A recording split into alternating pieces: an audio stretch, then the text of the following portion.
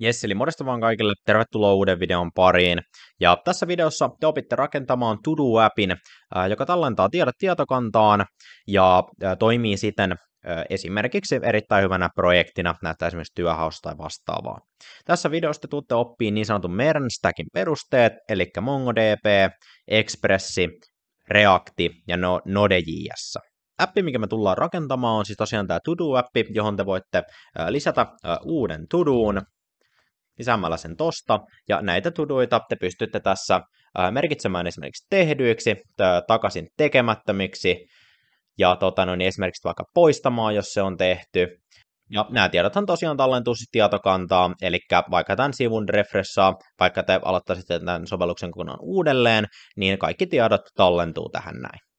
Eli ihan ensimmäisenä mitä tehdään, niin avataan Visual Studio Code, ja sitten teillä tämän näköinen näkymä siinä pitäisi olla, ja klikataan tuosta Open Folder, ja sitten menette johonkin hakemistoon, mihin haluatte, ja jos ette ole vielä tehnyt tyhjää kansio, niin tehdään tuosta uusi tyhjä kansio, ja sitten nimetään se vaikka YT To Do appi, ja Select Folder, niin sitten Visual Studio Code avaa sen meille tohon. Ja nyt heti ensimmäinen steppi, mitä tehdään, niin avataan täältä terminaali. Sitten tässä terminaalissa kirjoittaa tähän, että npx create react. Hakemiston nimi, mikä me halutaan, niin tässä kohtaa me halutaan nimetä se esimerkiksi frontend.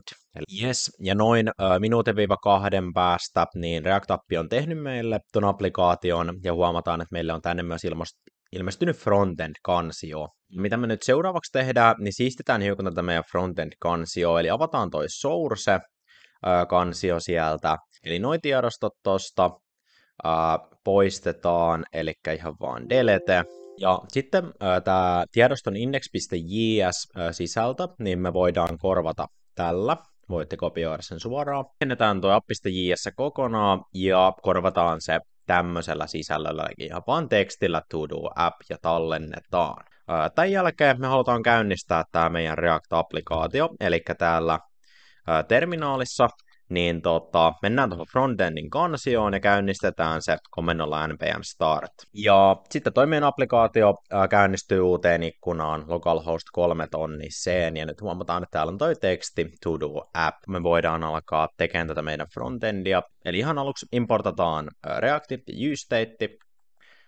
Sen jälkeen voidaan määritellä noin meidän to-do't listana, ja sitten myöskin toi meidän yksittäinen to-do, joka me halutaan sen lisätä.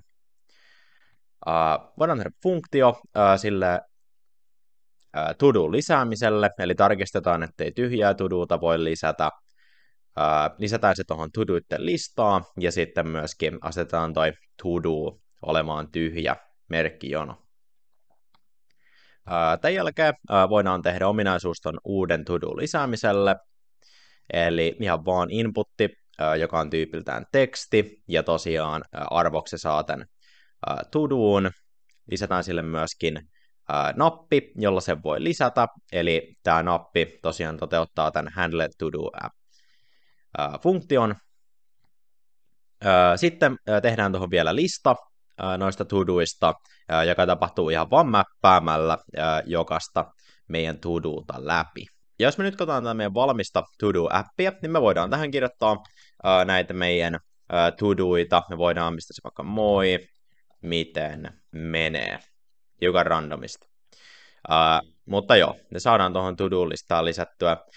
Mutta tässä kuitenkin huomataan, että jos me esimerkiksi päivitetään tämä sivu, niin ne katoo, ja sitten me voidaan lisätä nämä uusiksi, eli nämä ei käytännössä tallennut tähän näin. Ja se me tehdään siis seuraavaksi, eli tehdään meidän appiin backendi ja yhdistetään se tietokantaan, eli MongoDB:seen, jolla me saadaan myös tallennettua tämä meidän to-do-lista. Ja sehän alkaa sillä, että mennään tähän meidän tiedostohakemistoon, pistetään sinne uusi folderi, joka on nimeltään backend. Ja nyt voidaan avata taas uusi terminaali, tuosta new terminal. Tällä kertaa mennään tuohon meidän backendiin ja pistetään siihen npm init. Vastaillaan kysymyksiin ja pistetään, että OK. Ja nyt me huomataan, että meidän backendissa on pakkake.json. Ja nyt tänne meidän backendin kansioon me halutaan lisätä muutamia tiedostoja. Eli ihan ensinnäkin index.js-tiedosto halutaan lisätä. Sen lisäksi me halutaan myös app.js. Ja sitten sen jälkeen tehdään tästä kansio, jonka nimi on vaikka utils. Ja sitten tänne utilsiin niin me halutaan config.js. Ja myöskin tämmöinen kuin logger.js. Tämän jälkeen voidaan mennä tuohon index.js-tiedostoon, laitetaan sen sisältä tämmöiseksi, tallennetaan se. Me tarvitaan myös tuohon appin configtiin ja loggeriin hiukan sisältöä, eli lisätään ihan ensimmäisenä vaikka toi config, eli sitten loggeriin, niin sen sisältö, niin me halutaan laittaa tämmöiseksi. Ja sitten app.jsn sisältö laitetaan tämmöiseksi.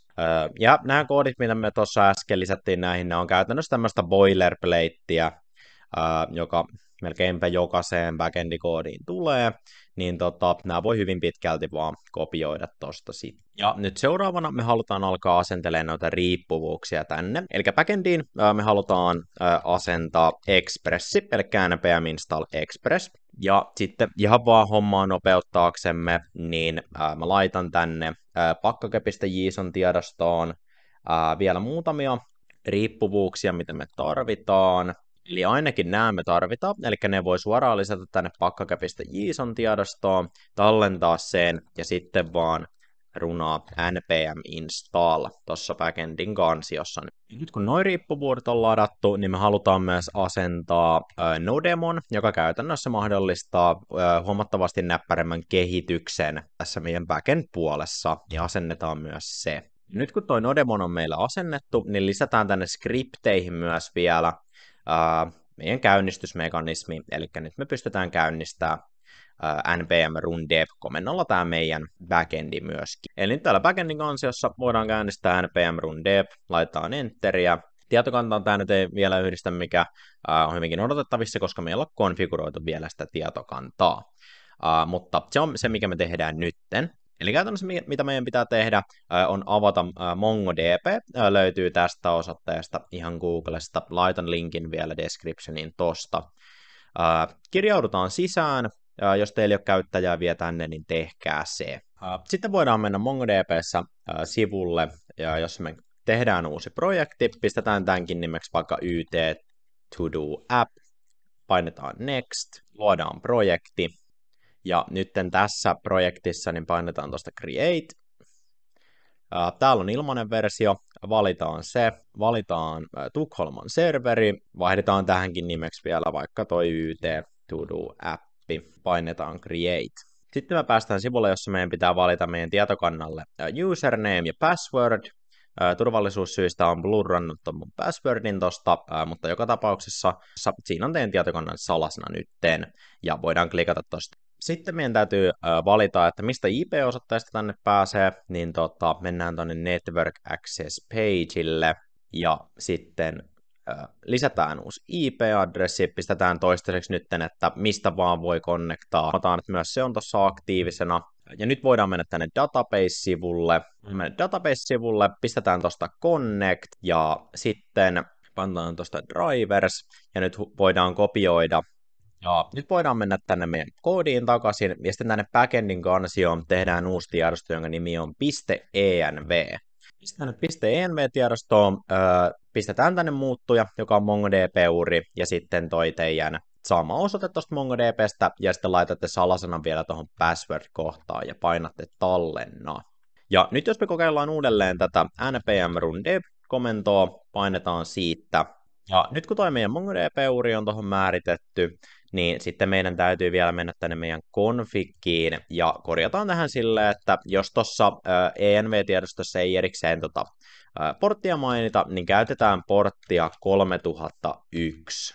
Ja nyt me huomataan, että tietokanta on yhdistetty myös meidän applikaatioon. Eli nyt me voidaan lähteä rakentamaan meidän backendia tarkemmin. Ja nyt käytännössä, mitä me tänne backendiin vielä tarvitaan, niin tehdään tänne uusi kansio, joka on nimeltään controllers. Ja tehdään sinne nyt vaikka tiedosto, että todos.js. Jätetään se toistaiseksi vielä tyhjäksi.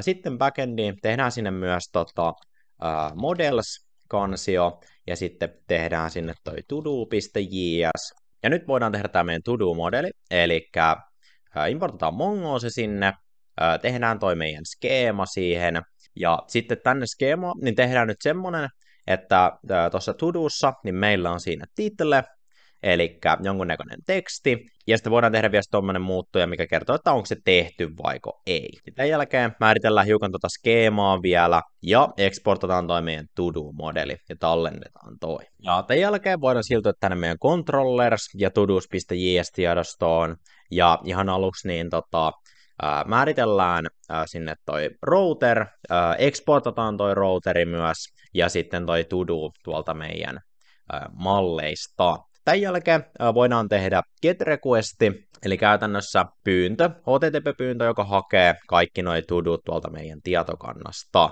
Eli tehdään toi get-requesti, haetaan to-dot tietokannasta ja palautetaan ne to-dot. Tämän jälkeen voidaan tehdä post-requesti, eli uuden to-do-lisäykselle, ja me halutaan tuosta requestista luonnollisesti se title, nyt aivan ensimmäisenä, ja sitten me halutaan luoda uusi to-do, joka ottaa sen titlen sisäänsä, ja sitten tallennetaan se, ja sitten palauttamista varten haetaan se vielä tuolta tietokannasta, ja palautetaan se juuri tehty to-do. Ja nyt vielä, jotta meidän appi toimisi, niin meidän pitää mennä tänne meidän app.js-tiedostoon, importtaa toi to-dos-routeri tuolta controllerseista, ja sitten jälkeen myös tehdä toi rajapinta, josta me voidaan noi to-dot sitten hakea. Ja tässä vaiheessa, jos me mennään localhost 3001 päättiin API kautta to-dos, niin huomataan, että täällä meidän rajapinta on, mutta se on vaan tyhjä tällä hetkellä vielä. Seuraavaksi me halutaan lisätä ominaisuus uuden to-don lisäämiselle. Ja sitä varten meidän täytyy mennä tänne meidän frontendiin ja muokata tätä myös hieman. Ja tärkeimpänä tänne frontendiin, sourcen kansio, niin meidän täytyy tehdä kansio services. Ja sitten tuonne serviceen niin pistetään todos.js service. Yes. Ja sitten tänne services ja todos.js tiedostoon, niin me halutaan importata Axios. Ja tässä kohtaa itse asiassa me halutaan myös uusi terminaali ja asentaa toi Axios tähän meidän projektiin. Yes. Ja nyt kun Axios on asentunut, niin pistetään vielä toi meidän base URL tohon, eli tonne me halutaan ne kyselyt tosiaan tehdä.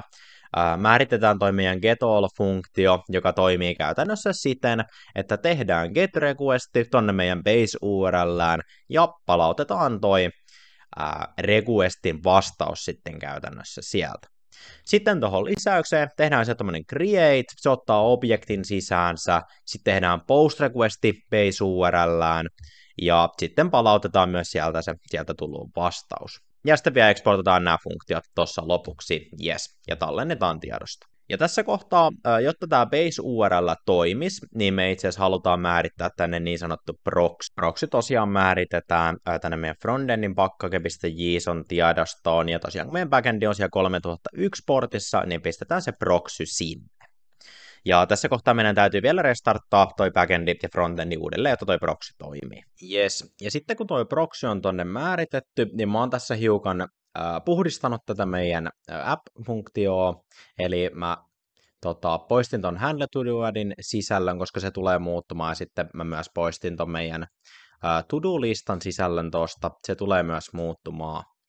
Ja mitä me ihan ensimmäiseksi tehdään, niin me importataan tänne use-effekti, ja sitten me halutaan myös importtaa tuolta meidän to-do-service, tuolta meidän äsken tehdystä service to-dosta. Ja tämän jälkeen me määritetään use-effect-hookki, eli joka kerta kun sivu ladataan uudelleen, niin to-do-servicestä haetaan kaikki noin meidän to-doot ja asetetaan tuohon meidän to-do-listaan. Tämän jälkeen muodostetaan handle to-do-attiin niin sanottu try-catch-rakenne, ja ensimmäisenä, kun me lisätään uutta to-dota, niin huomataan, että meillä on tässä asynkroninen funktio. Huomakkaa, että on lisännyt tonne asynkin, mutta tosiaan luodaan uusi to-do. Ja tämän jälkeen palautetaan uusi lista ja asetetaan to-do 0. Ja sitten errorin tapauksessa konsole logataan se errori. Sitten tämän meidän to-do-listan tapauksessa tämän rakenne tulee muuttuu hieman. Eli toi keyprop on tossa nyt muuttunut. ja sitten me halutaan myös tuohon tee, että se title näkyy siinä, ja sitten myös, että onko se tekemättä vai tehty. Ja nyt me voidaan kokeilla, että toimiiko meidän appi, eli nyt me voidaan että on vaikka eka to do, ja lisätään se, ja sinnehän se menee, ja aluksi se on siinä tekemättä. Ja sitten me voidaan lisätä tuosta toinen to do, ja lisätä se, ja niin ne menee sinne. Ja nyt huomataan, että jos me ladataan sivu uudelleen, niin ne pysyy tossa, koska ne tulee sieltä meidän tietokannasta tuossa joka kerta, kun se uudelleen ladataan. Yes, ja seuraavaksi me halutaan tehdä ominaisuus, jolla me voidaan poistaa tuolta meidän to-do-listalta se to-do. Ja sitä varten me totta kai tarvitaan nappula, eli button, jossa lukee, että vaikka poista. Ja nyt me huomataan, jos me lisätään tänne vaikka eka to-do lisää, huomataan, että tuolla on nappula, sitten ei tietenkään mitään vielä tapahdu. Ja seuraavaksi meidän täytyy siirtyä tänne meidän service to-dossiin. Ja täällä service to-dosissa me halutaan määrittää funktio remove, joka ottaa sisäänsä ID:n, eli sen to-don ID:n, jonka jälkeen me tehdään delete requesti sen meidän base URLään ja ID:n kohdalle, ja sen jälkeen palautetaan se vastaus siitä. Tämän jälkeen meidän täytyy vielä exporttaa toi remove sieltä ulos. Ja tässä kohtaa meidän täytyy siirtyä meidän backendin controllerseihin ja tehdä sinne myös ominaisuus tälle poisto-operaatiolle. Poisto-operaatio tässä on onneksi suhteellisen yksinkertainen, eli määritetään vaan router.delete-funktio, ja se tekee tosiaan sinne base URL:n ID:n kohdalle sen kyselyn. Ja ensinnäkin haetaan se haluttu to-do ID:n perusteella sieltä tietokannasta, poistetaan se ja palautetaan 204 status. Sen jälkeen me voidaan siirtyä meidän app.js-tiedostoon, ja täällä app.js-tiedostossa me halutaan määritellä handle delete-funktio. Se on asynkroninen funktio, joka ottaa to-don parametrinaan sisään. Tehdään siihen myös toi try-catch-rakenne. Suoritetaan edellä tehty poisto-operaatio tosiaan sinne ID:n kohdalle, ja sitten vielä asetetaan frontendista toi to-do siihen state, sille että poistetaan se haluttu to-do myös tuosta frontendista näkyvistä. Ja sitten määritellään vielä toi console errori tonne. Tämän jälkeen me halutaan määritellä myös tänne nappulaan toi handle delete funktio, joka ottaa sisään tosiaan sen to-doon. Ja nyt me voidaan kokeilla tänne, pistää vaikka toinen to-do, lisätään se. Me voidaan vaikka poistaa se myös tuosta, huomataan, että se häviää myös sieltä. Voidaan lisätä myös tommonen osaan ohjelmoida, lisätään se, ja poistetaan sitten vaikka toi eka to-do tosta, niin huomataan, että toisin jää vielä, ja voidaan vaikka refreshaa, niin siellä se näkyy. Ja sitten viimeisimpänä, mutta ei vähäisimpänä, me halutaan tehdä tänne ominaisuus, jossa me voidaan muokata sitä, että onko se meidän to-do tehty vai tekemättä. Ja sitä varten tarvitaan myöskin nappula, eli buttoni, ja sitten pistetään tämmöisellä vähän erikoisemmalla syntaksilla, joka käytännössä tarkistaa sen, että jos tietokannassa se on tehtynä, niin silloin me halutaan merkata se tekemättömäksi ja päinvastoin. Ja pistetään tuohonkin toi handle done-funktio jo valmiiksi. Ja sitten hyvin samalla periaatteella mennään tänne serviceihin to-dosiin, ja täällä me halutaan tehdä funktio update, joka ottaa sisäänsä objektin, ja tehdään put requesti base URLään ja object ID:n kohdalle. Toi objekti tässä kohtaa on siis to do. Ja sitten me halutaan palauttaa vielä se vastaus siitä, ja sitten totta kai myös exportataan ulos toi update-funktio. Sitten mennään tänne controllerseihin, eli backendin puolelle to-dosiin. Ja tänne me halutaan tehdä put requesti tuohon ID-osoitteeseen, eli se hoituu noilla koodiriveillä, ja sitten tähän funktioon määritellään vielä, että tuosta frontendista request podista niin otetaan se isDone muuttuja mukaan, ja sitten MongoDBn find by ID:n update-metodilla, eli tällä koodirivillä me pystytään muokkaamaan kyseisen to-don dataa. Ja sitten vielä haetaan se sieltä uudelleen ja palautetaan se päivitetty to-do. Sen jälkeen voidaan mennä tänne app.js-komponenttiin takaisin. Ja nyt tänne app.js niin määritellään toi handle done-funktio, joka me täällä buttoniin määritettiinkin jo. Se on myös asynkroninen ja ottaa to-doon, eli sen objektin sisäänsä. Määritellään try-catch-metodi sinne, ja sitten tehdään se update-pyyntö, eli put requesti sinne meidän backendiin, ja sitten käytännössä tämä notaatio tarkoittaa sitä, että muuten to-do säilyy täysin samana, mutta isDone muuttuja muutetaan päinvastaiseksi siihen, mitä se siellä tällä hetkellä on. Ja sen jälkeen asetetaan noi to-do't silleen, että mäpätään to-do'sia, jos to-do'sin ID on eri suuri kuin se, mitä me just tuossa tietokannassa muokattiin, niin palautetaan ihan vaan se, mikä siinä listassa jo valmiiksi on.